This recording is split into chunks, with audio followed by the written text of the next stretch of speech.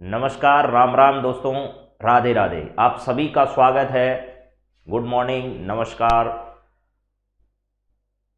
माठ साहब फेंकू, प्रणाम, फेंको साहब फेंको जी। अंजू, बबली गुर्जर, बीके राजा, आप सभी मित्रों का हार्दिक स्वागत है आज की इस करंट अफेयर्स की क्लास में।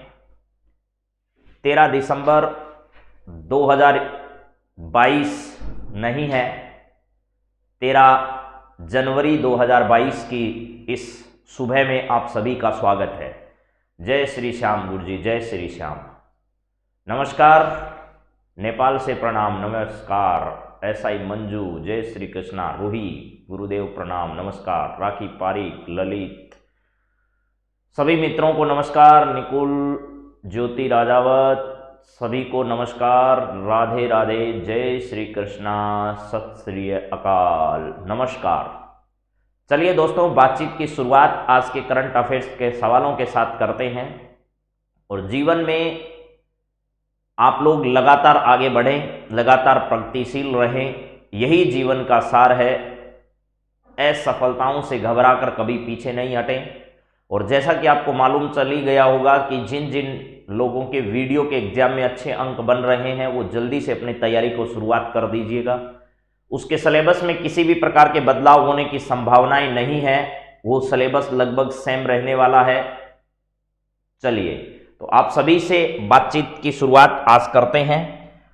अपनी तैयारी को आप फटाफट जल्दी जल्दी आगे बढ़ाइए और लगभग वीडियो का सिलेबस सेम रहने वाला है। राजस्थान पुलिस की तैयारी करने वाले अपनी तैयारी को आगे बढ़ा दें।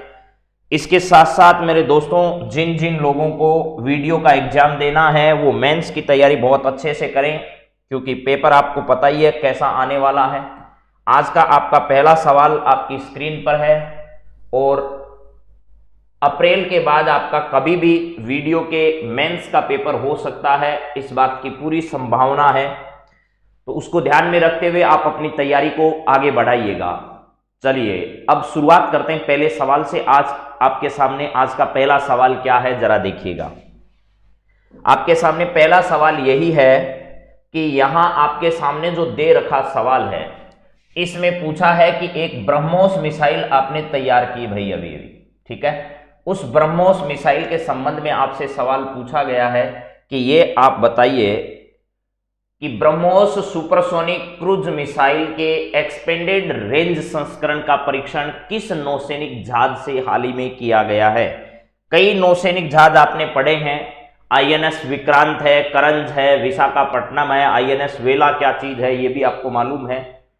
तो यहां पर दिया गया है कि ब्रह्मोस सुपरसोनिक मिसाइल है। ये ब्रह्मोस क्या है? सुपरसोनिक क्रूज मिसाइल है। इस सुपरसोनिक क्रूज मिसाइल के संबंध में ये ध्यान रखना, इसको भारत और किसने, भारत और रूस का सम्मिलित प्रयास माना जा सकता है। यानी इन दोनों देशों के द्वारा सम्मिलित रूप से इसे क्या किया गया है, तैयार किया गया है। ब्रह्मोस, ब्रह्म का मतलब ब्रह्मपुत्र नदी आपने सुनी है, उस ब्रह्मपुत्र नदी को लेकर के यहां से ब्रह्म नाम लिया गया और ओ शब्द जो है वो कहां से लिया गया है, रूस से लिया गया। ये एक क्रूज मिसाइल है। मिसाइलें कई प्रकार की होती है, सुपरसोनिक, सबसोनिक, ये सारी है, उसी में से एक प्रकार है जिसका नाम है सुपरसोनिक क्रूज मिसाइल। इसके अभी एक्सटेंडेड रेंज संस्करण यानी नए वर्जन का क्या किया गया है, परीक्षण किया गया है। और इस प्रकार की मिसाइलों के परीक्षण करने का काम कौन करता है आपको ये मालूम है, क्योंकि नौसैनिक जहाज से इसे क्या किया गया है, टेस्ट किया गया है इसका। तो वो जहाज कौन सा है? देखो, आपने आईएनएस विक्रांत का नाम सुना होगा, लेकिन अभी 2 दिन पहले ही, पहले तो इसे क्या कर दिया गया था, रिटायर कर दिया गया था, लेकिन इस 2 दिन पहले ही आपने अगर न्यूज़पेपर का फ्रंट पेज देखा हो तो उस पर यह खबर आपके सामने छपी होगी कि उसे दोबारा से क्या किया जा रहा है, उसका टेस्ट किया जा रहा है, उसे सागर में उतारा गया दोबारा। यह खबर 2 दिन पहले के न्यूज़पेपर की हेडलाइन में आई थी, अगर आपने ध्यान दिया हो तो। इसके बाद करंज भी सही जवाब इसका नहीं है, इसका सही जवाब क्या है, विशाखापट्टनम है। आईएनएस विशाखापट्टनम से अभी हाल ही में क्या किया गया है, जो आपकी ब्रह्मोस सुपरसोनिक मिसाइल है, ब्रह्मोस सुपरसोनिक मिसाइल है, इस सुपरसोनिक मिसाइल के एक्सटेंडेड रेंज यानी नए वर्जन का क्या किया गया है, नए वर्जन का अभी हाल ही में परीक्षण किया गया है। और ये ब्रह्मोस जैसी मिसाइलें हैं, इन मिसाइलों को तैयार करने का काम किसके द्वारा किया जाता है, डीआरडीओ के द्वारा किया जाता है। इस डीआरडीओ का जो मुख्यालय है वो कहां पर है, तो ये नई दिल्ली में स्थित है। वर्तमान में डीआरडीओ के प्रमुख जो हैं जी सतीश रेड्डी हैं, क्या जी सतीश रेड्डी है, ये वर्तमान में इसके क्या है प्रमुख हैं। इन्हें अभी हाल ही में क्या दिया गया है, आर्यभट्ट पुरस्कार जो है, आर्यभट्ट पुरस्कार, इस आर्यभट्ट पुरस्कार से इन्हें सम्मानित होने का क्या मिला है, अवसर मिला है। ठीक है, बलस्य विज्ञानम, बलस्य मूलम विज्ञानम आपने पढ़ा होगा, बलस्य मूलम विज्ञानम, ये क्या है, डीआरडीओ का ध्येय वाक्य आप लोग इसे कह सकते हो, या डीआरडीओ की टैगलाइन इसे कह सकते हो, बलस्य मूलम विज्ञानम है। और आईएनएस विशाखापट्टनम भी अभी दिसंबर 2021 को, कब, दिसंबर 2021 को क्या किया गया था, यह अभी हाल ही में नौसेना को समर्पित किया गया था, नौसेना को इसे सुपुर्द किया गया था, सुपुर्द किया गया था, किसके द्वारा, भारत के रक्षा मंत्री जो हैं, भारत के रक्षा मंत्री राजनाथ सिंह जी ने इन्हें समर्पित किया था। उस समय हमारे नौसेना के प्रमुख कौन थे, तो करमवीर सिंह जो है ना, करमवीर सिंह जी उस समय नौसेना प्रमुख हुआ करते थे, उस समय इसे सेना को समर्पित किया गया था।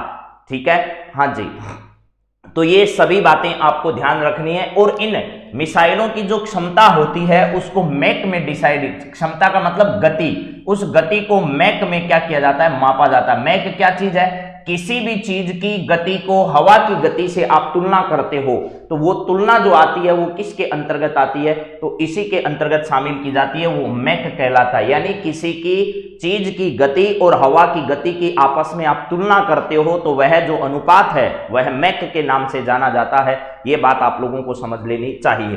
तो यहां पर इसका सही जवाब क्या है, विशाखापट्टनम है। यानी कोई चीज हवा की गति से कितनी तेज है, कितनी धीमी है, इसको लेकर के मैक एक जो है वो इस प्रकार का पैमाना डिसाइड किया गया है। आईएनएस वेला क्या है, आईएनएस करंज क्या है, ये सब भी आपके सामने बातचीत हो चुकी है। हाल ही में ब्रह्मोस सुपरसोनिक क्रूज मिसाइल जो है, इसका एक्सटेंडेड रेंज का संस्करण परीक्षण जो है वो किस नौसैनिक जहाज से किया गया है, तो आईएनएस विशाखापट्टनम इससे किया गया है। हमारे कई मिशन जो हैं वो भारत सरकार और नौसेना ने मिलकर जो हैं वो पूरे किए हैं। उन मिशन को भी अलग अलग समय पर इसके द्वारा पूरे किए जाते हैं और नौसेना की बहुत महत्वपूर्ण भूमिका इसमें रही है। चलिए इसके बाद अगले सवाल पर हम बढ़ते हैं। अगला सवाल आपके सामने जरा क्या है, बहुत ही महत्वपूर्ण सवाल है, लेकिन उस सवाल की मूल बात आपको समझनी होगी कि हमारे से सवाल किस पर पूछा जा रहा है और क्या इंपॉर्टेंट बात इस सवाल से रिलेटेड आपकी परीक्षा की दृष्टि से है। हेनले पासपोर्ट इंडेक्स के बारे में आपने बहुत कुछ सुना होगा। हेनले पासपोर्ट इंडेक्स जो है वो प्रति तिमाह बाद अपनी रिपोर्ट क्या करती है, जारी करती है, और उसके बाद एक वार्षिक रिपोर्ट इसके द्वारा तैयार की जाती है। हेनले पासपोर्ट इंडेक्स यह है कि भाई आपके देश का जो पासपोर्ट है, इस पासपोर्ट के माध्यम से आप कितने देशों में जा सकते हो, कितने देश आपको अलाउ करते हैं इस पासपोर्ट्स के माध्यम से। ये पासपोर्ट्स का कलर, पासपोर्ट्स का रंग, पासपोर्ट्स पर लिखी हुई बात, पासपोर्ट्स जिस देश का है उसके हिसाब से ये डिसाइड किया जाता है कि आपको कितने देश इस प्रकार के परमिशन प्रदान करेंगे। तो इस हेनले पासपोर्ट इंडेक्स जो है, इसने अपनी पहली जो तिमाही है, यानी 2022 की पहली तिमाही, वर्ष 2022 की पहली तिमाही जो है, उस पहली तिमाही के डाटा के आधार पर, पहली तिमाही जो है, इस तिमाही के डाटा के आधार पर एक सर्वे जारी किया है। उस सर्वे में हमें बताना है कि भारत की रैंक कौन सी है।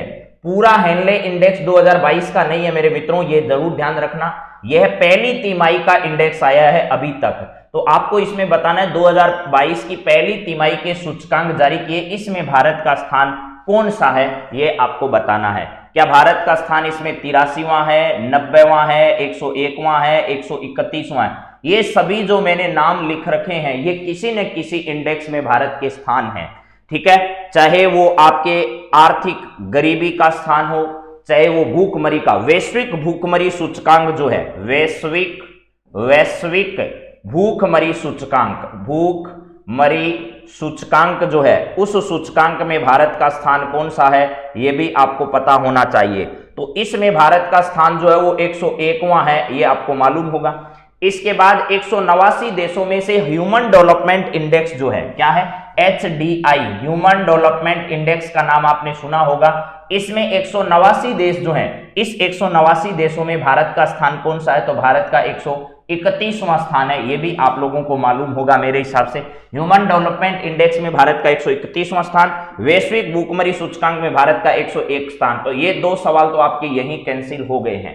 तो अब जरा सुनिएगा, ठीक है। अभी जो पासपोर्ट इंडेक्स जारी की गई है, हेनले पासपोर्ट इंडेक्स, उस हेनले पासपोर्ट इंडेक्स में भारत का जो है इस तिमाही में 83वां स्थान है। इस तिमाही में भारत का कौन सा स्थान है? 83वां स्थान है, ये ध्यान रखना है मेरे मित्रों। लेकिन अगर आपसे पूछा जाए वर्ष 2021 में यह मामला क्या था, तो वर्ष 2021 में भारत का इसमें 90वां स्थान था। भारत का कौन सा था? 90वां स्थान भारत के अंतर्गत था। तो यहां पर इसका सही जवाब जो है आपका इस सवाल का वो 83वां है। इस तिमाही के लिए भारत का स्थान 83 नंबर का रहा है। पिछले वर्ष यह स्थान आपका कौन सा था? 90वां स्थान भारत का इसमें था।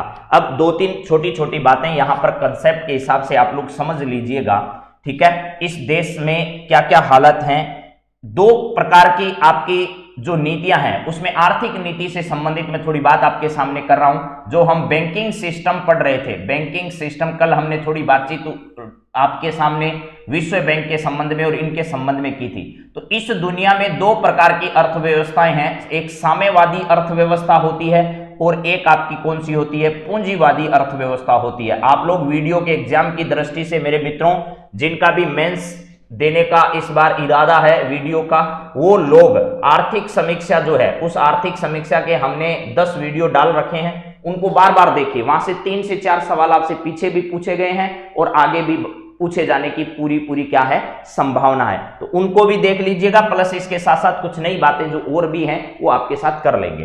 तो साम्यवादी अर्थव्यवस्था और पूंजीवादी अर्थव्यवस्था जो है, इस दुनिया में दो प्रकार की अर्थव्यवस्था है। लेकिन अगर आपसे पूछा जाए कि भारत की अर्थव्यवस्था किस प्रकार की है, भारत की अर्थव्यवस्था जो है वो किस प्रकार की अर्थव्यवस्था से ही ये सारे तंत्र जो है संचालित होते हैं। हमारी अर्थव्यवस्था मजबूत होगी तो हेनले पासपोर्ट इंडेक्स जो है वो हमें अपने आप ही क्या करेगा भैया? इस प्रकार के नए नए स्थान, नई नई आजादियां ये सब प्रदान करेगी, ठीक है।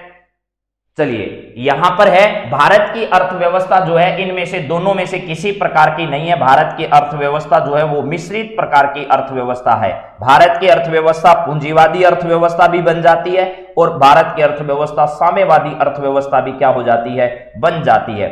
साम्यवादी और पूंजीवादी अर्थव्यवस्थाओं में अंतर क्या है? अंतर यह है कि एक में निजी स्वामित्व होता है, एक में निजी स्वामित्व नहीं होकर क्या होता है? सार्वजनिक स्वामित्व की स्थापना की जाती है। एक में किसी व्यक्ति विशेष का, कुछ ही लोगों का कब्जा होता है और कुछ में क्या है? पूरे समाज के बीच में स्रोतों का, संसाधनों का बंटवारा समान रूप से किया जाता है। ये आपको ध्यान रखना है। तो यहां पर साम्यवादी अर्थव्यवस्था कौन से देश की है? तो ध्यान रखना 1891 तक रूस की जो अर्थव्यवस्था रही है वो साम्यवादी अर्थव्यवस्था रही है। लेकिन आज के दिन पूछी जाए तो यहां भी पूंजीवादी अर्थव्यवस्था मुख्य रूप से आती है। चीन की साम्यवादी है भाई, चीन एक किस प्रकार का साम्यवादी है।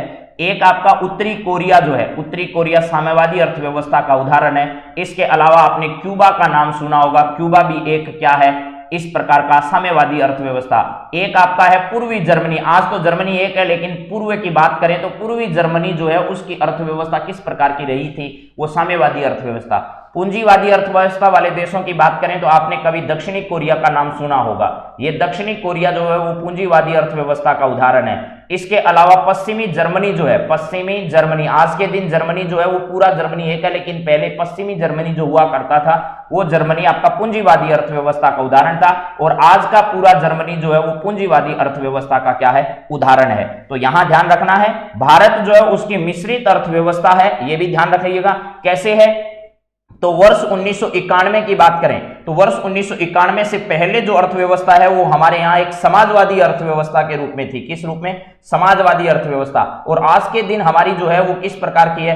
पूंजीवादी अर्थव्यवस्था के रूप में हम काम करते हैं। तो हम तो अपने क्या है, लाभ के आधार पर इसको क्या कर देते हैं?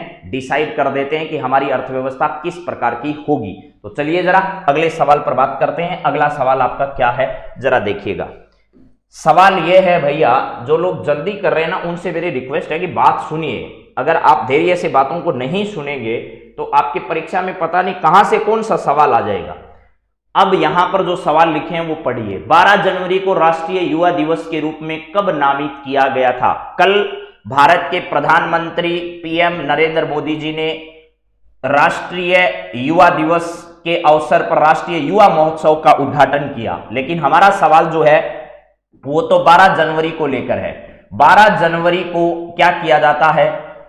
राष्ट्रीय युवा दिवस मनाया जाता है। राष्ट्रीय युवा दिवस, कई बार मैं 7 दिन से लगातार इस सवाल पर बात कर रहा हूं। राष्ट्रीय युवा दिवस के बारे में आपसे बातचीत की जा रही है।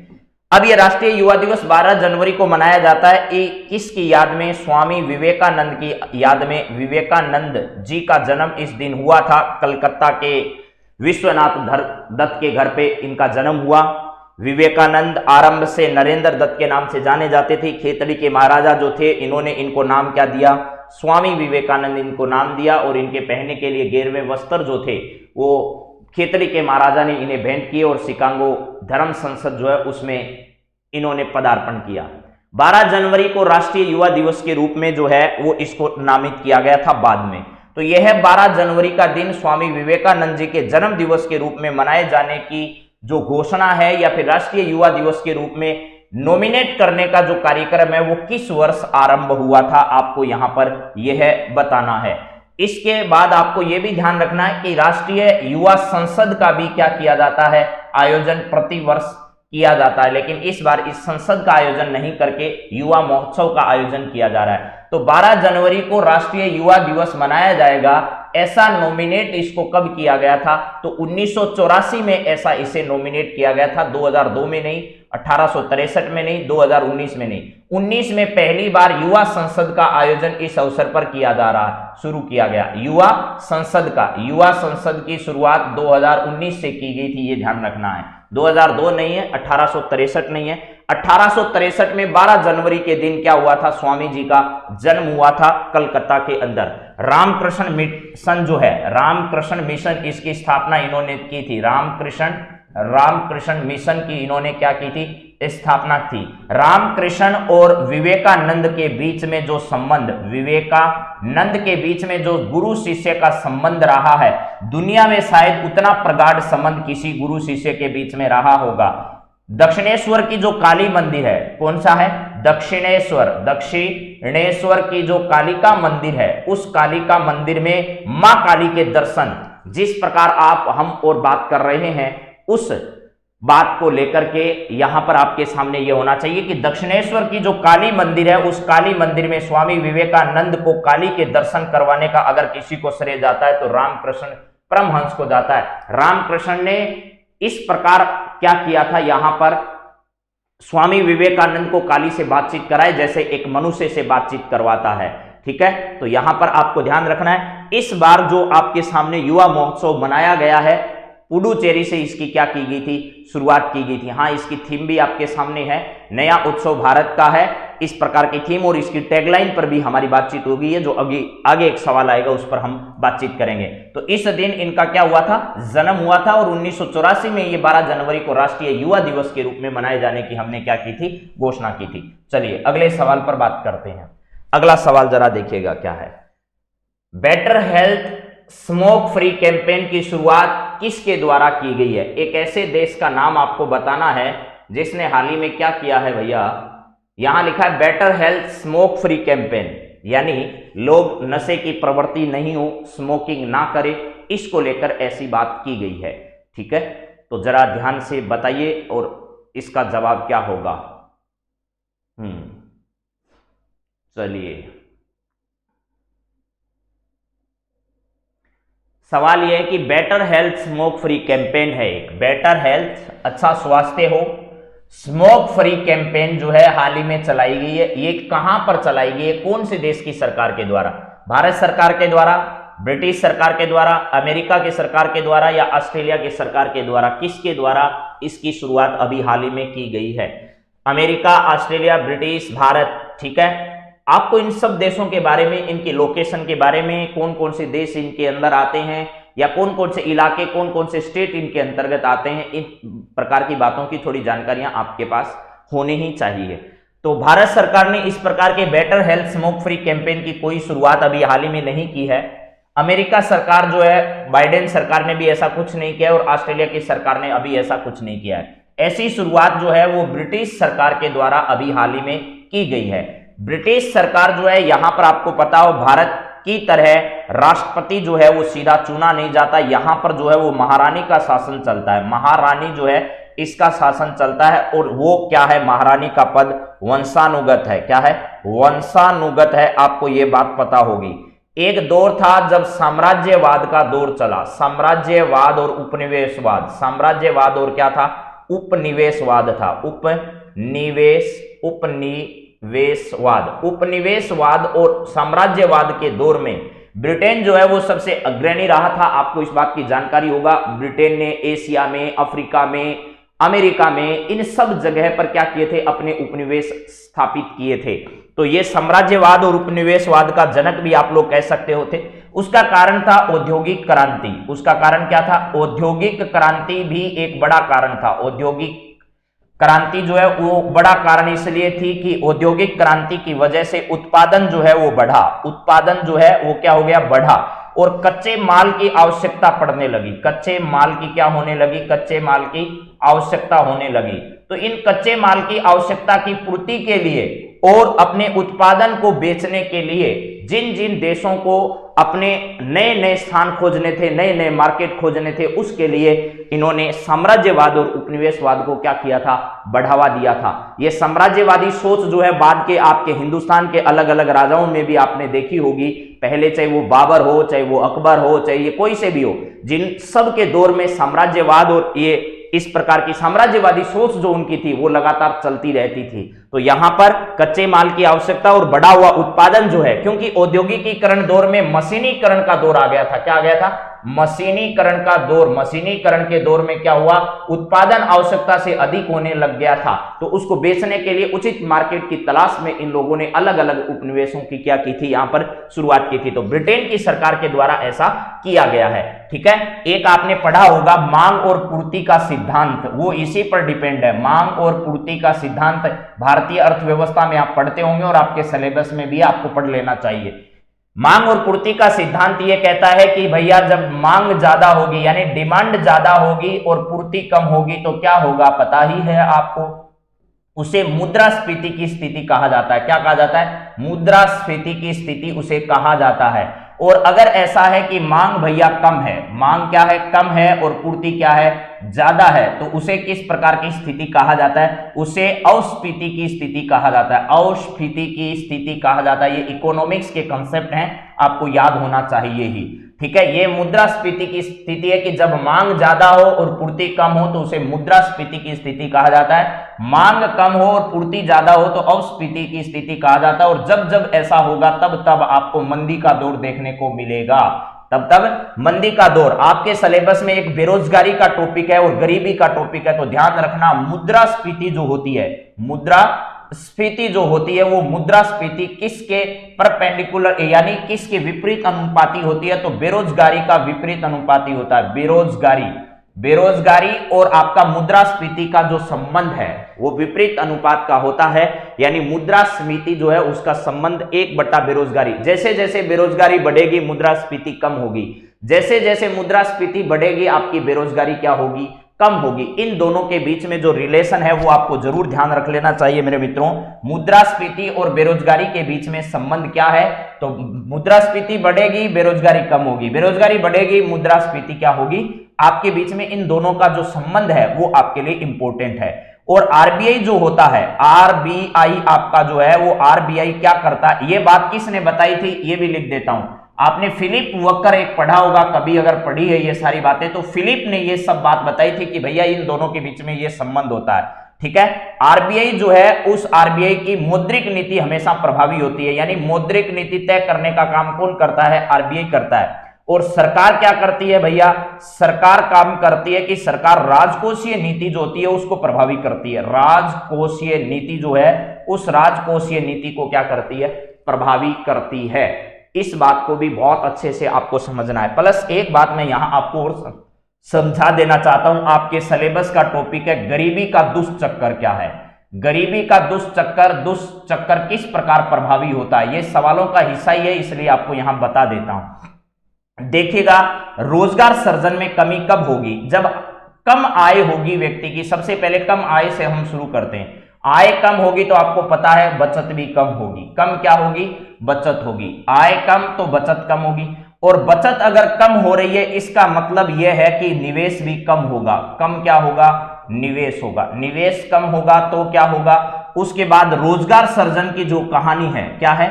रोजगार सृजन। रोजगार सृजन में भी क्या आएगी? सृजन में भी आपके कमी आएगी, और रोजगार सृजन में कमी है तो वापस वो उसी से जुड़ जाएगा कि लोगों की आय क्या होगी?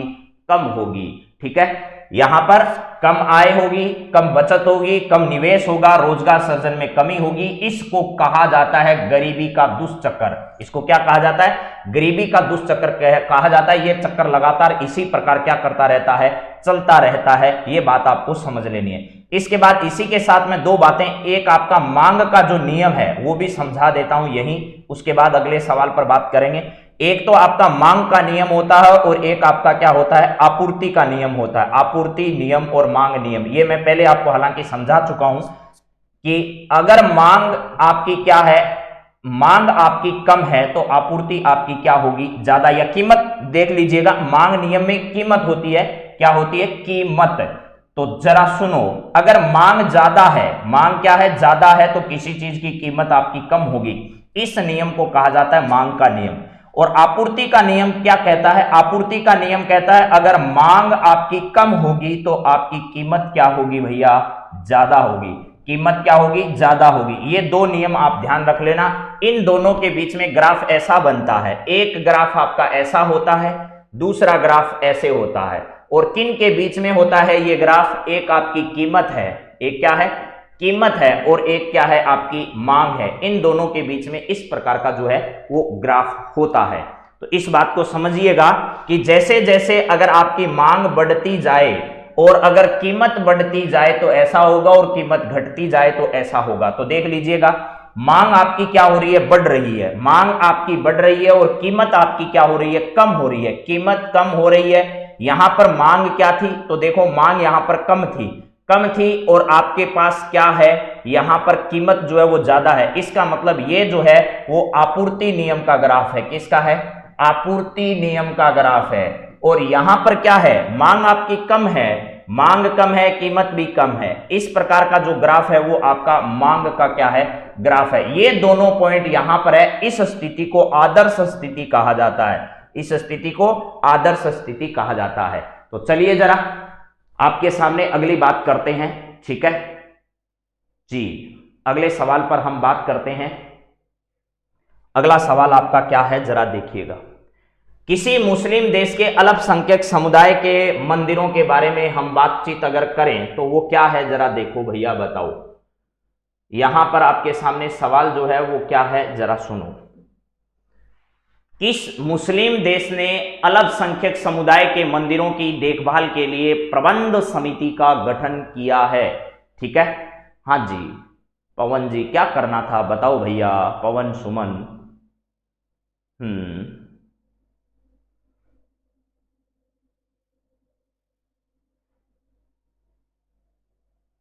यहां पर है, किसी मुस्लिम देश ने अल्पसंख्यक समुदाय के मंदिरों की देखभाल के लिए प्रबंध समिति का गठन किया है। उसका आपको बताना है कि ऐसा देश कौन सा है। एक ऐसा मुस्लिम राष्ट्र है जिसके बारे में हम कल्पना नहीं कर सकते वो काम कर रहा है। यहां उनके रहने वाले अल्पसंख्यक समुदाय, मुख्यतः यहां अल्पसंख्यक समुदाय के लोगों की बात करें तो यहां अल्पसंख्यक समुदाय हिंदुओं का ज्यादा है। हिंदू अल्पसंख्यक है, जैन है, बुद्ध है, ये सब है यहां पर अल्पसंख्यक के मंदिरों की देखभाल के लिए इन्होंने एक प्रबंध समिति का गठन कर दिया है। किसी मुस्लिम देश में ऐसा किया जाना एक अचंभे से कम नहीं है। ऐसे राष्ट्र का आपको नाम बताना है, जरा उसका नाम बताइए क्या है वो। ठीक है, पाकिस्तान है, इंडोनेशिया है, सऊदी अरब है या बहरीन है? बताइए जरा। या कतर है, दोहा, आप लोगों ने कतर का नाम सुना होगा। ये कतर वो जगह है जहां पर अमेरिका के सबसे ज्यादा सैनिक रहते हैं। अमेरिका की एक जगह ऐसी है जहां पर एकमात्र अड्डा जहां अमेरिका के सर्वाधिक सैनिक रहते हैं। देश की बात करें तो देश है जापान। जापान ने जब विश्व युद्ध में फड़फड़ाहट की थी तो उस समय आपको पता है लिटिल बॉय और फेटमैन के नाम से 2 परमाणु बम इन्होंने गिराए थे। आज तक जापान भुगत रहा है।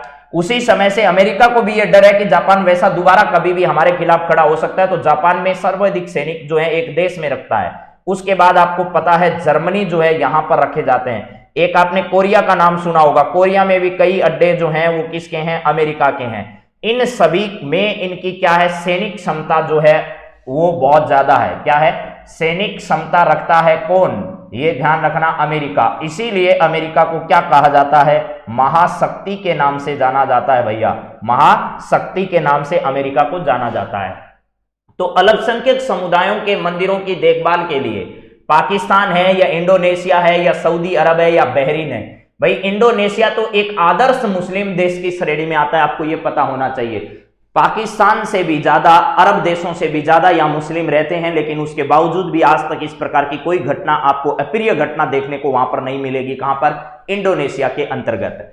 इसके बाद सऊदी अरब भी नहीं है, बहरीन भी नहीं है। इसका सही जवाब नल्ला पाकिस्तान है, यानी हमारा पड़ोसी देश ही है पाकिस्तान, जो पाकिस्तान ने अभी ऐसा किया है। लेकिन ये सिर्फ मैं लिख देता हूं आगे क्या है, इसका दिखावा है, क्योंकि सार्वजनिक हिंसा की और सांप्रदायिक जो घटनाएं हिंदुओं के खिलाफ या अन्य धर्मों के खिलाफ सांप्रदायिक घटनाएं जो है, ये सांप्रदायिक घटनाएं सबसे ज्यादा कहां होती है, तो पाकिस्तान के अंतर्गत होती है। ये सिर्फ क्या कह सकते हो आप, एक अंतरराष्ट्रीय स्तर पर इनका दिखावा मान लीजिए, क्योंकि सबसे ज्यादा विपरीत धर्म के खिलाफ अगर किसी सांप्रदायिक घटनाओं के लिए कोई देश सबसे ज्यादा चर्चा में रहता है तो उसका नाम क्या है, पाकिस्तान है। और आतंकवादी घटना, ये सब भी ध्यान रखना भैया, आतंकवाद जो है वो भी एक बड़ा मुद्दा है दुनिया के सामने। इस आतंकवादी को बढ़ावा देने के लिए आज खुद पाकिस्तान की सरकार ये मान रही है कि हमारे यहां जो है हजारों इस प्रकार के आतंकवादी संगठन जो है वो क्या कर रहे हैं, काम कर रहे हैं। ये जो तालिबान है, ये जो तालिबान है, ठीक है, इस तालिबानी संगठनों को सबसे ज्यादा बढ़ावा देने का काम अमेरिका ने और पाकिस्तान ने किया है। किसने किया है, पाकिस्तान ने किया है। अमेरिका ने तो इसको इसलिए पैदा किया था ताकि उसको लाभ हो सके, लेकिन लाभ हुआ नहीं, खुद कहां छोड़कर जाना पड़ा, उसको बीच में छोड़कर जाना पड़ा। ठीक है, हाँ जी। अच्छे पवन जी, पीडीएफ मिल जाएगी। पीडीएफ के लिए भैया देखो, आपको कई बार बताया, या तो REAL, रियल NEWS, ठीक है, ये इस नाम से आप टेलीग्राम सर्च कर लीजिएगा, या फिर 8947832370, ये जो है ना, इस नंबर पर आप व्हाट्सएप में से छोड़ दो, सिर्फ इतना लिखकर PDF, आपको लिंक मिलेगा टेलीग्राम का। और अगर आपने प्ले स्टोर से उसको डाउनलोड नहीं कर रखा है तो पहले टेलीग्राम डाउनलोड करो, उसके बाद वो लिंक ओपन होगा, फिर मिलेगा। और जिन्होंने कर रखा है, सब काम है, उनको दोबारा मैसेज नहीं करना है। हाँ जी, तहरीक तालिबान भी आ गया, ठीक है, बहुत सारे हैं, हजारों ऐसे संगठन है आज पूरे दुनिया भर में जो सिर्फ आतंकवाद के लिए काम करते हैं। जम्मू कश्मीर का इलाका हो, पंजाब, वर्तमान में पंजाब की स्थितियां देख लीजिएगा, आप लोगों को पता ही होगा, जो राष्ट्रपति के खिलाफ यहां पर जिस प्रकार की ये सारी बातें हुई है, यानी हमारे प्रधानमंत्री जो हैं उन्होंने राष्ट्रपति जी से मुलाकात करके उस घटना के बारे में जानकारी दी, तो इनके खिलाफ जो सुरक्षा चूक बताई जा रही है, इन नो में भी पाकिस्तान के बढ़ावे के कारण यहां पर खालिस्तानी जो सोच है, खालिस्तानी जो सोच है, इस खालिस्तानी सोच का मुख्य कारण कौन है, पाकिस्तानी है। तो पाकिस्तानी इन खालिस्तानियों को क्या करता है, बढ़ावा देता है। और सिख फॉर जस्टिस नाम का एक संगठन है, Sikh for justice, Sikh for क्या है, जस्टिस नाम का एक, जस्टिस नाम का एक संगठन वर्तमान में काम कर रहा है। ये सभी के सभी संगठन जो है इस प्रकार की सभी बातों को बढ़ावा देने के क्या करते हैं, काम करते हैं। तो इसका सही जवाब पाकिस्तान है। पाकिस्तान ने प्रबंध समिति का क्या किया है, गठन किया है। चलिए अगला सवाल देखिए मेरे मित्रों, 6 नंबर सवाल आपका क्या है। ये सवाल है पंजाब के प्रधानमंत्री, ये देखिए पंजाब से रिलेटेड सवाल भी आ गया, हम अभी बात ही कर रहे थे, और बहुत ही शानदार सवाल है, आगामी परीक्षाओं में ये सवाल छपेगा, देख लेना। क्या है सवाल, पंजाब के प्रधानमंत्री, पंजाब में है ये, पंजाब के नहीं है भैया, पंजाब में है। पंजाब में प्रधानमंत्री की सुरक्षा चूक मामले में किसकी अध्यक्षता में जांच समिति बनाई गई है। तो मेरे मित्रों दो बातें ध्यान रखो, घटना घटित हुई पंजाब में, ठीक है, पंजाब में जो है वो प्रधानमंत्री को जाना था किसी रैली को संबोधित करने, और प्रधानमंत्री को काफिले को रोका रखा 20 मिनट तक, जो कि उनके नियमों के क्या है, खिलाफ है, नियमों के खिलाफ है, इसमें कोई दो राय नहीं है। उसके बाद पंजाब सरकार ने अपनी सफाई दी, और पंजाब सरकार ने कहा कि हम एक जांच समिति बनाते हैं भाई। एक क्या बनाते हैं? जांच समिति बनाते हैं। इधर केंद्र सरकार ने गृह मंत्रालय के अधीन कहा कि हम अपनी जांच समिति बनाते हैं, हमारी जांच समिति है वो जांच करेगी। ये पूरा मामला गया कहां पर? सुप्रीम कोर्ट में। सुप्रीम कोर्ट ने कहा ना तो पंजाब सरकार जांच करेगी और ना ही केंद्र सरकार जांच करेगी। केंद्र सरकार को यह हक राज्य सरकार के खिलाफ किसने प्रदान किया, या ऐसा केंद्र सरकार को नहीं करना चाहिए था, यह सुप्रीम कोर्ट ने कहा। हमारे पास आना चाहिए था आप लोगों को। और ऐसा ही उन्होंने पंजाब सरकार से भी कहा कि आपने बहुत बड़ी गलती की है, बहुत बड़ी आपने चूक की है, इसकी हम जांच करेंगे, आप नहीं करोगे। तो अब ये जो जांच है वो आगे किसके नेतृत्व में बढ़ेगी? ये सुप्रीम कोर्ट जो है वो इसकी जांच करेगी पूरे मामले की। तो दोनों जांचों को रोक दिया गया है, यानी पंजाब सरकार की और केंद्र सरकार की दोनों की जांच को अब क्या कर दिया गया है? रोक दिया गया है। ये ध्यान रखना है। यानी चाहे आप लोगों ने पहले इन दोनों जांचों की किसके नेतृत्व में की जा रही है वो पढ़ी होगी, लेकिन अब वो परीक्षा की दृष्टि से इंपॉर्टेंट नहीं है। क्यों नहीं है? क्योंकि ये दोनों जांच जो है वो सुप्रीम कोर्ट ने रोक लगा दी है कि आपकी खुद की कोई भी जांच एजेंसी जांच नहीं करेगी। इधर पंजाब सरकार ने हलफनामे में यह कहा सुप्रीम कोर्ट ने कि हमें केंद्र सरकार की किसी भी जांच एजेंसी पर भरोसा नहीं है, हम उस जांच एजेंसी को मानने के लिए तैयार नहीं है, क्योंकि वो हम पर आरोप प्रत्यारोप लगाएंगे। गलती दोनों की बराबर है, चाहे वो जांच केंद्र सरकार की हो चाहे वो राज्य सरकार की हो, दोनों की गलतियां हैं। तो सुप्रीम कोर्ट ने कहा अब जांच हम करेंगे और केंद्र सरकार के और राज्य सरकार के पक्षों को सुनने के लिए 5 सदस्यीय जांच समिति बनाई है। 5 सदस्यीय क्या बनाई है? एक जांच समिति सुप्रीम कोर्ट ने बनाई है। अब आपसे पूछा जा रहा है वो जांच समिति जो है उसकी अध्यक्षता इनमें से किसके द्वारा की जाएगी? ठीक है, इंदु मल्होत्रा के द्वारा, इंदिरा बनर्जी के द्वारा, बेला एम त्रिवेदी के द्वारा। बेला एम त्रिवेदी है, हिमा कोहली है। आपको पता होगा पिछले दिनों 3 महिलाओं को क्या किया गया था? सुप्रीम कोर्ट में न्यायाधीश बनाया गया था। और इन महिलाओं में बेला एम त्रिवेदी है, हिमा कोहली और एक महिला जो आपको कुछ समय बाद भारत के सुप्रीम कोर्ट की मुख्य न्यायाधीश बनने वाली है, नजर आने वाली है। आप उसका नाम बताइए जरा। तो इसका जरा सुनो सही जवाब क्या है। इसका सही जवाब है इंदु मल्होत्रा। इंदु मल्होत्रा के नेतृत्व में यहां पर क्या बनने जा रही है? एक जांच समिति बनी है। 5 सदस्यों की यह जांच समिति है। इस जांच समिति का नेतृत्व कौन करेगी? इंदु मल्होत्रा करेगी। ये 5 सदस्यीय जो जांच समिति है इसमें इंदु मल्होत्रा जो है, इंदु मल्होत्रा जो है वो आपकी इसकी क्या होगी? अध्यक्ष बनने वाली है। इसकी अध्यक्षता में 5 सदस्यीय जो समिति है वो दोनों की, यानी आपके एक तो स्टेट गवर्नमेंट जो है वो और एक सेंट्रल गवर्नमेंट है, दोनों के पक्ष सुनेगी। उसके बाद यह जांच समिति जो है वो अपनी रिपोर्ट किसको देगी? सुप्रीम कोर्ट को देने वाली है। और सुप्रीम कोर्ट में इस पूरी जांच का नेतृत्व कौन करेंगे? फिर आपको पता है एमवी रमन्ना ने इस समिति का गठन किया है। एमवी रमन्ना जो है उनके नेतृत्व में रमन्ना ने इस समिति का क्या किया है? गठन किया है, जो कि भारत के क्या है? सीजेआई हैं, चीफ जस्टिस ऑफ इंडिया हैं। चीफ जस्टिस ऑफ इंडिया जो है वो इस पूरे मामले को बाद में देखने का क्या करेंगे? काम करेंगे। तो मेरे हिसाब से आपको ये सारी बातें समझ में आई होगी। हाँ जी, नाग रत्ना जो है वो भारतीय महिला है। ठीक है, नाग रत्ना जो है वो पहली महिला होगी ऐसी, अगर वो सुप्रीम कोर्ट में क्या बनती है? सीजेआई बनती है। तो यहां पर नाग रत्ना, एक नाम और लिख देता हूं, नाग रत्ना। ये महिलाओं के नाम आपको ध्यान रखने हैं। और मैंने आपको एक दिन पहले यह भी बताया था कि आज तक भारत में कितनी महिला ऐसी है, भारत में कितनी महिलाएं ऐसी है जो क्या करने वाली है मेरे मित्रों? आज तक सुप्रीम कोर्ट में न्यायाधीश बन चुकी है। न्यायाधीश, मुख्य न्यायाधीश तो बनी नहीं है, लेकिन ऐसी कितनी महिलाएं हैं भारत में आज तक जो क्या बन चुकी है? सुप्रीम कोर्ट में न्यायाधीश बन चुकी है। न्यायाधीश बनने का उनका गौरव प्राप्त हुआ है। तो 8 महिलाएं पहले से बनी हुई थी, 8 महिलाएं पहले ही बन चुकी। और नई कितनी महिलाओं को पिछले दिनों शपथ दिलाई गई थी एमवी रमन्ना के द्वारा, वो इसमें ऐड कर दो। तो 3 महिलाएं जो थी उनको शपथ दिलाई गई, तो कितनी होगी? 11।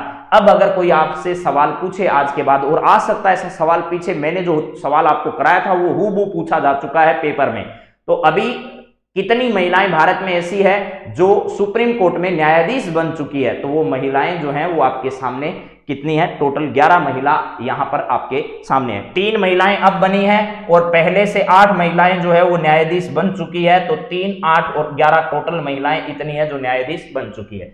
सारी कहानी मैंने इन 11 के नाम भी आपको बताए हैं पूर्ववर्ती क्लास में। तो अभी चलते हैं अगले सवाल पर। आज का 7वां सवाल आपके सामने है, जरा बताइए क्या है। यहां लिखा है भैया, 12 जनवरी को स्वतंत्रता सेनानी नरहरि विष्णु गौडगिल की पुण्यतिथि मनाई गई। ठीक है, अभी हाल ही में आपको यह बात पता होगी कि 12 जनवरी को स्वतंत्रता सेनानी नरहरि विष्णु गौडगिल, ठीक है, नरहरि विष्णु NV यहां पर है नरहरि विष्णु गौडगिल, NV गौडगिल, इनकी क्या बनाई गई अभी हाल ही में पुण्यतिथि। देखो अभी हमने दो ऐसे महान व्यक्ति हैं जिनकी पुण्यतिथियां मनाई है, एक NV गौडगिल का नाम आपने सुना होगा, प्लस इसके साथ साथ भारत के पूर्व प्रधानमंत्री लाल बहादुर शास्त्री का नाम अगर सुना है तो बहुत ही अच्छी बात है, लाल बहादुर शास्त्री। और इनसे आदर्श पुरुष आपके सामने भारत का प्रधानमंत्री नहीं रहा होगा, लाल बहादुर शास्त्री, जिन्होंने इस देश का नेतृत्व इस तरीके से किया था।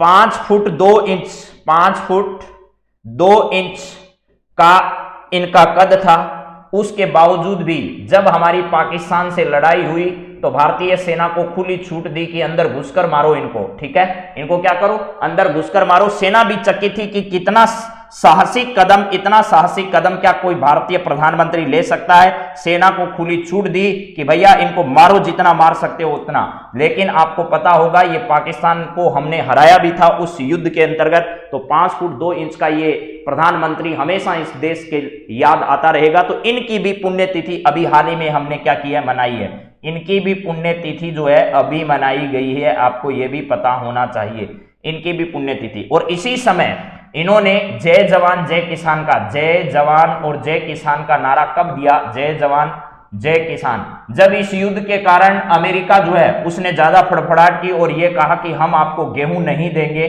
गेहूं खाने के लिए देंगे तो भी वो गेहूं दी जो हम पशुओं को क्या करते हैं, खिलाते। इतना गंदा जो भोजन है वो हम तक पहुंचाया गया, हमारी हेल्प वो भी इतने पैसे के अंतर्गत करवाए गए। ठीक है, हाँ जी, तो इन सब बातों को ध्यान रखना है। उस समय जय जवान जय किसान का नारा दिया और प्रधानमंत्री जो आवास है उस प्रधानमंत्री आवास में खुद बैल जो हीरा और मोती है, हीरा और क्या है, मोती, ये 2 बैलों के नाम थे, हीरा और मोती नाम के। इन बैल की सहायता से प्रधानमंत्री आवास पर इन्होंने क्या हल जोता था, हल जोता और गेहूं पैदा किया। तो पूरे देश के किसानों ने ऐसा हरित क्रांति का कंसेप्ट खड़ा कर दिया देश के सामने कि आज तक दोबारा कभी भी गेहूं की कमी हिंदुस्तान में नहीं आई है। ये सब किसके कारण हुए थे, तो ये सब लाल बहादुर शास्त्री के प्रयासों से हुए थे। ये भी हमें क्या करना है, ध्यान रखना है। तो इनकी पुण्यतिथि भी हाल ही में क्या की गई है, मनाई गई है, हमें ये भी याद रख लेना है। अब बात करते हैं NV गौडगिल। NV गौडगिल, नरहरि विष्णु गौडगिल का नाम, इनकी पुण्यतिथि मनाई गई कब, 12 जनवरी को NV गौडगिल की तो क्या आती है, पुण्यतिथि। और नरेंद्र आपके सामने स्वामी विवेकानंद जिनका नाम था नरेंद्र दत्त, नरेंद्र क्या था, नरेंद्र दत्त, उनका इस दिन क्या हुआ था, जन्म हुआ था। तो विष्णु गौडगिल की पुण्यतिथि मनाई गई। इनका संबंध भारत के किस राज्य क्षेत्र से रहा है, उत्तर प्रदेश, महाराष्ट्र, बिहार, तेलंगाना। तो इसका सही जवाब जो है वो आपका क्या है, जरा सुनिए। ठीक है, हाँ जी, यहां पर उत्तर प्रदेश, महाराष्ट्र, बिहार और तेलंगाना में सही जवाब आपका क्या है, महाराष्ट्र है। इससे इनका संबंध जो है वो महाराष्ट्र से रहा है, यानी इनका जन्म कहां हुआ है, महाराष्ट्र में हुआ है। ठीक है, स्वतंत्रता सेनानी के रूप में भी इनको जाना जाता है और बाद में देश में राजनीति में भी इन्होंने महत्वपूर्ण प्रयास किए थे। इसके बाद अगर बात करें बिहार की, तो आपको 2-3 दिन पहले ही बताया गया है कि शिक्षा के क्षेत्र में, स्वास्थ्य के क्षेत्र में, इन सब में पिछड़े हुए राज्य की अगर बात करें तो बिहार है। नीतीश कुमार जो है, नीतीश कुमार की सरकार यहां पर है। ठीक है, महाराष्ट्र में उद्धव ठाकरे जो सरकार है, उद्धव ठाकरे, यहां पर उद्धव ठाकरे की क्या है, सरकार है। अभी उत्तर प्रदेश में खेला हो ही रहा है बीजेपी के साथ, यहां पर योगी जी हैं और अभी यहां पर क्या होने जा रहे हैं, चुनाव। ये चुनाव भी कितने चरणों में हो रहे हैं, तो 7 चरणों में यहां पर चुनाव हो रहे हैं। तो आपका यूपी है, आपका यूके है, आपका पंजाब है। ठीक है, पंजाब है, इसके अलावा आपका मणिपुर है, क्या है, मणिपुर है। इन राज्यों में अभी क्या होने जा रहे हैं, आपके चुनाव होने जा रहे हैं। तो उत्तर प्रदेश है, उत्तराखंड है, पंजाब है और मणिपुर है। इसके अलावा आपका गोवा है। इन राज्यों में अभी चुनाव होने जा रहे हैं। तो आपको ये सारी बातें मेरे हिसाब से सही लग रही होगी। तो महाराष्ट्र इसका सही जवाब है। इनका सही यानी स्वतंत्रता सेनानी नरहरि विष्णु गौडगिल का जो संबंध है वो महाराष्ट्र से, यानी इनका जन्म कहां हुआ, महाराष्ट्र में हुआ। चलिए अगला सवाल जरा देखिएगा, क्या है आपके सामने। ऐसा राज्य, केंद्र शासित प्रदेश आपको बताना है। बहुत ही शानदार सवाल आपके सामने आया है और आगामी परीक्षाओं में सवाल ऐसे पूछे जाएंगे आपसे। ऐसा राज्य, क्षेत्र या केंद्र शासित प्रदेश जिसने 15 से 18 उम्र के जो सभी बच्चे हैं उनको टीकाकरण का कार्य जो है वो पूरा भी कर दिया है। अभी राज्यों में तो शुरू हुआ है, लेकिन एक ऐसा केंद्र शासित प्रदेश या राज्य है जिसने ये काम पूरा कर लिया है। भैया एक बात आपको पता होगा, 16 जनवरी 2020 का दिन याद होगा, 16 जनवरी 2021 का, ठीक है। एक अभी आप लोगों को याद होगा 3 जनवरी 2022, 3 जनवरी 2022 का दिन याद करना है। एक अभी आपको करना है 10 जनवरी 2022 का दिन, 10 जनवरी 2022 का दिन याद करना है। क्यों करने हैं ये दिन, जरा सुन लो भैया। 16 जनवरी 2021 को पहली बार टीकाकरण अभियान जो है उसकी शुरुआत की गई। टीकाकरण अभियान जो है वो शुरू किया गया था, आपको पता होगा, ठीक है। इसके बाद 3 जनवरी 2022 से क्या किया गया, 3 जनवरी 2022 से यहां पर बच्चों का जो टीका है उसकी शुरुआत की गई थी 3 जनवरी 2022 से। इस दिन से 10 जनवरी 2022 से कौन सा अभियान शुरू किया गया, जो प्रोकेशन पीरियड है या फिर जो आप लोग कहते हैं बूढ़े व्यक्तियों के लिए जो स्पेशल तीसरी डोज दी जा रही है, तीसरी डोज जो दी जा रही है उस तीसरी डोज की शुरुआत 10 तारीख से की गई थी। ये किस बच्चों के लिए, 15 से 18 उम्र के जो बच्चे हैं उनके लिए इस दिन अभियान की शुरुआत की गई थी। राजस्थान में इस अभियान की शुरुआत कहां से की गई थी, तो आपको पता होगा गणगौरी बाजार जो है, गणगौरी बाजार, ये गणगौरी बाजार में एक आदर्श बालिका विद्यालय है जयपुर में, वहां से इस अभियान की शुरुआत मुख्यमंत्री अशोक गहलोत ने की थी। ये जानकारी आपको होनी चाहिए। तो अभी ऐसा राज्य या केंद्र शासित प्रदेश जिसने 15 से 18 वर्ष तक के सभी बच्चों के टीकाकरण का कार्य पूरा कर लिया है, उसकी आपको बताना है कि उसका नाम क्या है। तो इसका सही जवाब आपके सामने पुडुचेरी नहीं है, सही जवाब लक्षद्वीप है। लक्षद्वीप ने ऐसा कीर्तिमान जो है वो स्थापित कर दिया है, लक्षद्वीप। ये लक्षद्वीप जो है मुख्यतः केरल जो हाईकोर्ट है, इसका न्यायिक क्षेत्र जो है वो केरल का हाईकोर्ट जो है उसके अंतर्गत आता है, ये ध्यान रखना। यहां केरल से कुछ ऐसी जो जनजातियां हैं वो जाकर यहां बसी है, जनजातियां जो है वो यहां पर बसी है, ठीक है। यहां पर केरल की अधिकांश जनजातियां हैं और ये भी ध्यान रखना यहां की अधिकांश जातियां वैसे कही जाए तो वो जनजातियां हैं, लेकिन मुस्लिम बहुल जो है वो क्षेत्र यहां पर पड़ते हैं सारे के सारे। तो लक्षद्वीप आपका क्या होगा, सही जवाब होगा, ठीक है। पुडुचेरी जो है वो आपको पता है कौन कौन से भारतीय क्षेत्रों में फैला हुआ है। यहां पर एक आपका तमिलनाडु में है, एक आपका आंध्र प्रदेश में है, एक इलाका इसका कहां पर है, केरल में है। तो केरल कहां पर, केरल में, एक आपका तमिलनाडु में, और इसके अलावा कहां पर, आंध्र प्रदेश में। इन इतनी जगह पर आपका क्या फैला हुआ है, आपका पुडुचेरी फैला हुआ है। एक है आपका माहे, ठीक है, एक है करिकाल, माहे करिकाल जो क्षेत्र है वो भी आपको ध्यान रखना है, और एक आपका पुडुचेरी क्षेत्र है, पुडुचेरी। ये सब के सब क्षेत्र जो हैं वो आपका माहे करिकाल, यनम एक जगह और है, क्या है, यनम, ठीक है। ये सब को मिलाकर जो है वो सम्मिलित रूप से पुडुचेरी कहा जाता है, ये भी आपको पता होगा, ठीक है। हाँ जी, चलिए अगले सवाल पर हम बात करें। ये सही समझ में आ गया होगा, लक्षद्वीप है। और गोवा में अभी चुनाव हो ही रहे हैं, आपको पता ही है। गोवा ने तो बहुत सारे इस प्रकार के अभियान जो है वो क्या कर रखे हैं, चला रखे हैं। तो चलिए अब बात करते हैं अगले सवाल पर। अगला सवाल आपके सामने क्या है, जरा देखो। 15वें राष्ट्रीय युवा महोत्सव का उद्घाटन प्रधानमंत्री मोदी ने वर्चुअल रूप से पुडुचेरी में किया। पुडुचेरी के वर्तमान में मुख्यमंत्री कौन है, आपको यह है बताना है। तो जरा देखिएगा सवाल क्या है और आपको क्या इसका जवाब देना है। देख लो भैया, देख लो क्या है सही जवाब। 15वें राष्ट्रीय युवा महोत्सव का उद्घाटन प्रधानमंत्री मोदी ने वर्चुअल रूप से पुडुचेरी में किया है। पुडुचेरी के वर्तमान में मुख्यमंत्री कौन है ये बताने। पहला तो ये ध्यान रखना कौन से क्रम का है, तो 15वें राष्ट्रीय युवा महोत्सव की हम बात करें। उद्घाटन किसने किया है, तो ये प्रधानमंत्री मोदी ने किया है, ठीक है। इसके बाद आपको एक इसका ध्यान रखना है टैग लाइन का, जो टैग लाइन क्या है, सशक्त युवा है, समृद्ध युवा है, सशक्त युवा है, समृद्ध युवा है और सुदृढ़ युवा है। यहां क्या है, सशक्त युवा है, सशक्त युवा है, सशक्त युवा, समृद्ध युवा है, समृद्ध युवा है, और इसके अलावा क्या है आपका सशक्त है, समृद्ध है और सुदृढ़ है, सुदृढ़ है। ये क्या है, युवा है, ये यहाँ की क्या है, टैगलाइन है। चलिए, इसके बाद 15वें राष्ट्रीय युवा महोत्सव का उद्घाटन किस तारीख को किया गया, तो 12 जनवरी को इसका उद्घाटन किया गया, 12 जनवरी को इसका उद्घाटन किया गया, वो भी वर्चुअल रूप से किया गया। ठीक है, दिल्ली से वर्चुअली उद्घाटन कर दिया, लेकिन कार्यक्रम का आयोजन पुडुचेरी में किया। यह आयोजन किस मंत्रालय के नेतृत्व में किया गया, युवा एवं खेल मंत्रालय, खेल मंत्रालय, खेल मंत्रालय। ठीक है, इसके द्वारा इसका क्या किया गया है, आयोजन किया गया। इस मंत्रालय के जो मंत्री हैं वो आपके कौन हैं, अनुराग ठाकुर हैं, अनुराग ठाकुर हैं। अनुराग ठाकुर के नेतृत्व में यह पूरा कार्यक्रम जो है वो क्या किया गया, आयोजित किया गया। ठीक है जी, तो अब आपको ये सब ध्यान रखना है। ठीक है, चलिए अब आपको यहां देखना है कि मैंने पूछा है पुडुचेरी के वर्तमान मुख्यमंत्री कौन है, ये बताइए। जिन्होंने भी अपना उद्बोधन इस अवसर पर दिया था, क्या किरण बेदी है? किरण बेदी यहाँ की पूर्व उपराज्यपाल रही है। क्या रही है? उपराज्यपाल। पूर्व लगा देता हूं इससे पहले, पूर्व। आपने सरपंच सुना हो ना, गांव में पूर्व सरपंच की प्लेट ज्यादा मिलेगी वर्तमान सरपंच की बजाय। उपराज्यपाल यहाँ की एलजी रही है, उपराज्यपाल यहाँ की रही है किरण बेदी, बाद में हटा दिया गया था।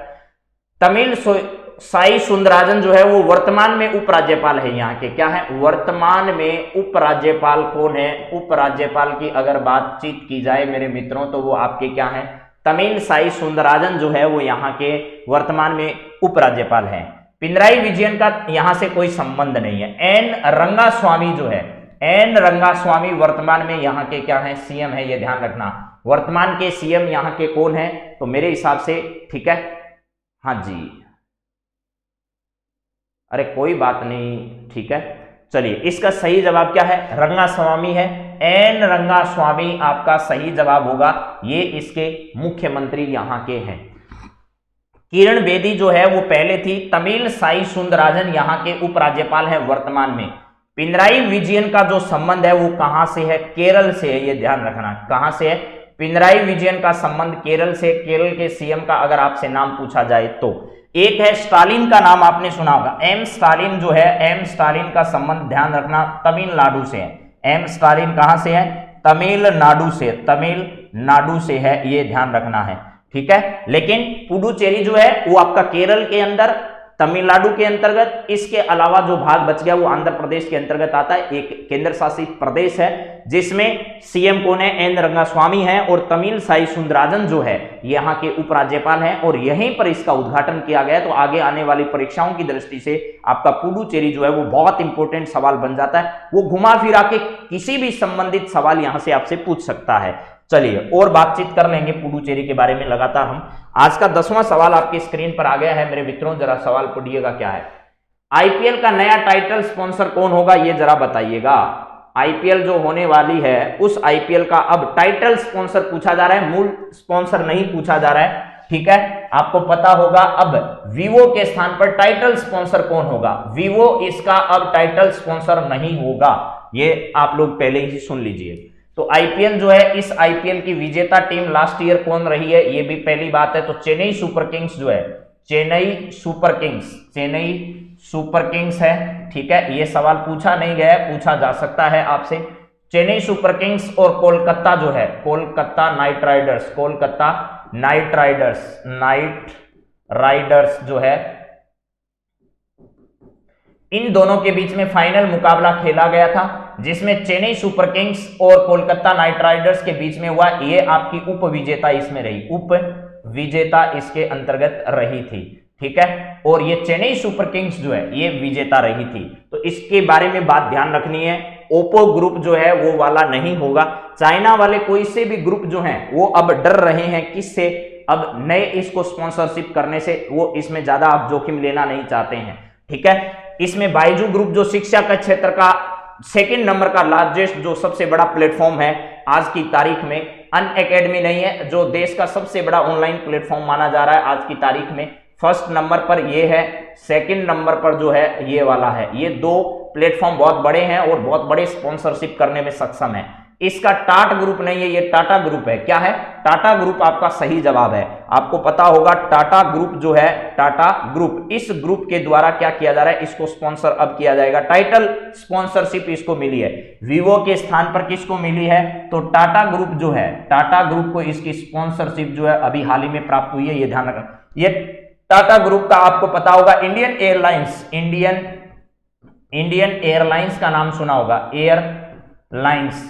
इंडियन एयरलाइंस जो है उसको किसने खरीद लिया है? तो इंडियन एयरलाइंस को टाटा ग्रुप ने खरीद लिया है। हालांकि मूल रूप से ये टाटा की ही थी कंपनी, लेकिन भारतीय जो सरकार है उसने उसका अधिग्रहण कर लिया था। अब रतन जी टाटा जो है, इनके नेतृत्व में वापस जो है वो टाटा ग्रुप ने एयरलाइंस को क्या कर लिया है? खरीद लिया। अब 100% हिस्सेदारी इंडियन एयरलाइंस में किसकी है? वो आपकी टाटा ग्रुप की है। ये बात मेरे हिसाब से आपको समझ में आ गई होगी। अभी हम विभिन्न प्रकार के राज्यों के बारे में बातचीत कर रहे थे, लेकिन अगर आपसे अंतिम जो गोवा है उसके बारे में अगर पूछा जाता है कि गोवा कौन से क्रम का राज्य है, तो ध्यान रखना 25वां भारत का राज्य कौन सा है? गोवा है। उसके बाद आपको 26, 27, 28 इनके बारे में मालूम होना चाहिए। 28 और 29। 26वां भारत का राज्य जो है वो 1 नवंबर को बना था, 1 नवंबर 2000 को। 1 नवंबर 2000 को 26वां भारत का राज्य कौन सा बना था? तो छत के ऊपर जाना है, यानी छत्तीसगढ़ बना था। इसके बाद 1 नवंबर के बाद आया आपका 9 नवंबर की तारीख। 9 नवंबर 2000 को ही कौन सा राज्य बना? तो यहां ध्यान रखना है उत्तराखंड। कौन सा? छत से उतर जाना है, और उतर कर कहां जाना है ये देखना है। 28 तारीख को आई 15 नवंबर की, 15 नवंबर, और वही 2000 का वर्ष। तो 2000 नवंबर 1 नवंबर 9 नवंबर और 15 नवंबर। 15 नवंबर को कहां जाना है? तो झार जाना है, झार लेने जाना है, यानी झारखंड जाना है। छत से उतरो, झार लेने जाओ और तेल लगाकर आना है। फिर 29 तारीख को क्या करना है? तेल लगाकर। तो 2 जून को, 2 जून क्या थी? 2014 का वर्ष था, और नया गठन कर दिया कौन सा? तेलंगाना। तो किसको लगाना? तेल लगाना। छत से उतरो, झार लेने जाओ और तेल लगाकर वापस आ जाओ। ये सारी बातें जो है वो 26, 27, 28 और 29, 25वां आपके सामने गोवा लिखा हुआ ही है, ये भी ध्यान रखना। एक बातें जनवरी 2015 की अपने कई बार कर चुके हैं। जनवरी 2015 में आपको ध्यान होना चाहिए, सरकार के द्वारा एक नई राष्ट्रीय स्वास्थ्य नीति लाई गई थी। क्या लाई गई थी? राष्ट्रीय स्वास्थ्य नीति जो है वो भी कब लाई गई थी? तो जनवरी 2015 में राष्ट्रीय स्वास्थ्य नीति सरकार क्या करके आई थी? लेकर आई थी। तो मेरे मित्रों, बात और भी बहुत सारी है, लेकिन सवाल आज 10 ही इस क्लास में बातचीत करेंगे।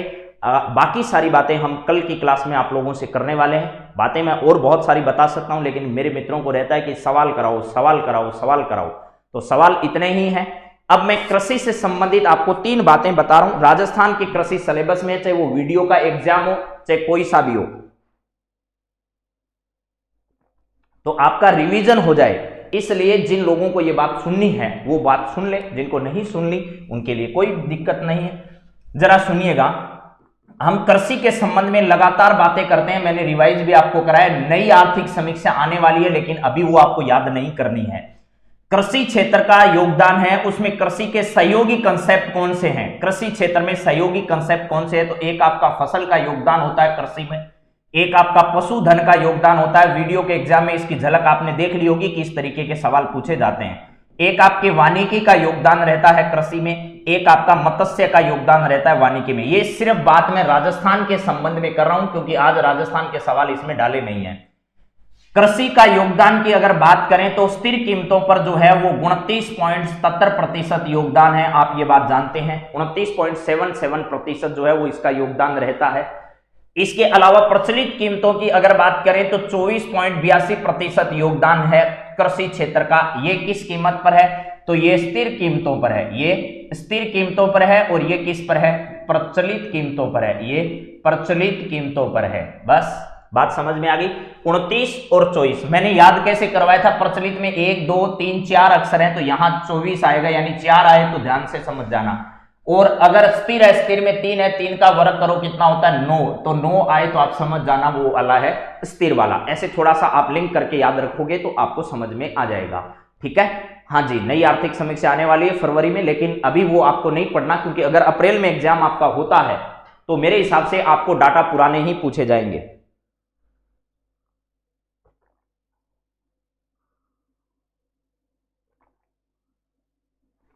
अब चलिए थोड़ी सी बात और बताता हूं। इनमें से सबसे ज्यादा योगदान किसका है? फसल का, पशुधन का, वानिकी का, मत्स्य का। तो सबसे ज्यादा योगदान फसल का है, फिर पशुधन का है, फिर वानिकी का है, फिर मत्स्य का। कितना कितना है ये भी पूछा जा सकता है। 48.36% योगदान कृषि में फसल का है। पशुधन के योगदान की बात करें तो 42.62% है। वानिकी की अगर ये पूछा जा सकता है, भाई पूर्ववर्ती परीक्षाओं में पूछा जा चुका है कि कृषि के संबंध क्षेत्र वानिकी का योगदान कितना है, तो 8.67% इसका योगदान है। इसके बाद मत्स्य की अगर बात की जाए तो मत्स्य का योगदान 0.34% आपका कृषि क्षेत्र में है। राजस्थान की कृषि बहुत इंपॉर्टेंट है, चाहे आप कोई सी भी परीक्षा दे दो, उस सभी परीक्षाओं में ये सब इंपॉर्टेंट है, बहुत ज्यादा। ठीक है, इसके बाद एक बात आपसे अभी भी जो वीडियो के एग्जाम में पूछी गई वो भी आपको बता देता हूं। वीडियो के एग्जाम में पूछा गया था शुद्ध बोया गया क्षेत्र। क्या पूछा गया? शुद्ध बोया गया क्षेत्र। बोया गया क्षेत्र आपसे पूछा था, उसका प्रतिशत है उसको मिलान करना था। एक बंजर भूमि जो क्षेत्र है उसका क्षेत्र का प्रतिशत का मिलान करता है। एक वानिकी जो क्षेत्र है वो तो मैंने बता ही दिया इधर वाला। शुद्ध बोए गए क्षेत्र का अनुपात अगर बात करें तो 52.60% आपका है। बंजर भूमि की अगर बात की जाए तो 11.37% जो क्षेत्र है वो क्या है आपका? बंजर है। ये बातें सारी आपकी परीक्षा की दृष्टि से, और जो इन सवालों को आपके सामने हल कर लेता है पेपर परीक्षा में, वो बहुत आगे निकलता है। ये बातें आपको मालूम होनी चाहिए। इसके बाद देखो एक बात यहां और बता देता हूं। राजस्थान में जिन जिन फसलों में एकाधिकार है राजस्थान का, वो आपकी एक सरसों का नाम, ठीक है, एक बाजरा, एक क्या है? सरसों, एक है आपका बाजरा और एक है चना। इन तीनों में एकाधिकार है भाई, ध्यान रखना राजस्थान का। इसके अलावा मसालों में अगर बात करें तो मसालों में आपका धनिया जो है वो, इसके अलावा मेथी जो है वो, मेथी और जीरा। जीरे की प्रोसेसिंग यूनिट कहां स्थापित की जा रही है ये भी आपको पता होनी चाहिए। ये तो मसाले हैं, क्या है? मसाले हैं। और ये आपका टोटल मिलाकर मामला जो है, इसमें आपका राजस्थान जो है, इस राजस्थान का एकाधिकार है पूरे देश भर में, यानी पहला स्थान है राजस्थान का इनमें। ठीक है, चलिए इसके बाद अगर एक बात और करें, प्रचलित भूमि जोतों पर सवाल आपसे लगातार पूछा जा रहा है। प्रचलित भूमि जोत जो है वो आपका क्या है? भूमि जोत। ठीक है, इस भूमि जोत के बारे में लगातार परीक्षा में सवाल आ रहा है, चाहे कोई सा भी पेपर उठाकर देख लीजिएगा। वर्ष 2010-11 के आंकड़ों की अगर मैं बात करता हूं तो आपके थे 68.88 लाख, लेकिन ये पूछ नहीं रहा वो तो पूछ रहा है कि भैया 2015-16 की जो आंकड़े हैं उसके आधार पर बताओ, क्योंकि कृषि गणना इस समय हुई थी। तो इस समय ध्यान रखना 76.55 लाख आपके जोतों का जो है वो संख्या रही है। इसमें भी वो पूछ रहा है कि टोटल अब वर्दी कितनी की हुई है, वो वर्दी बताओ। तो वर्दी जो है वो 11.14% की इसमें वर्दी दर्ज की गई है। उसके बाद महिला जोतों की संख्या के बारे में वो लगातार सवाल पूछ रहा है। महिला जोतों की संख्या, तो ये महिला जोतों की संख्या जो है वो आपकी 7.75 लाख है। जो ट्रेंड में सवाल लगातार पूछे जा रहे हैं उसी तरीके के सवाल आप याद करो, आपसे लगातार वही सवाल पेपर सेटर जो है वो पूछ रहा है। तो मेरे हिसाब से ये सारी बातें आपके समझ में आ गई होगी। अब बाकी सारी बातें अपन कल के क्लास में करेंगे। तो आप सभी मित्रों का आज की क्लास से जुड़ने के लिए बहुत बहुत धन्यवाद। परीक्षा तक आप पढ़ते रहिए, सारा करंट अफेयर सुनते रहिए, बातों को धीरे धीरे, जैसे ही परीक्षा नजदीक होगी आपको जो है वो जल्दी जल्दी रिवीजन कराने की जो हमारी शुरुआत है वो लगातार जारी रहेगी और उसको हम इसी प्रकार करते रहेंगे। उस समय आपको बहुत अच्छे से वो क्लासों को अटेंड करना है। उस समय बहुत ही प्यूरिफाई करने के बाद बहुत ही सोच समझकर सवाल आपके सामने रखे जाते हैं। तो आप सभी का आज की क्लास से जुड़ने के लिए बहुत बहुत धन्यवाद। कल की क्लास में फिर मुलाकात करते हैं, तब तक have a nice day. Thank you दोस्तों।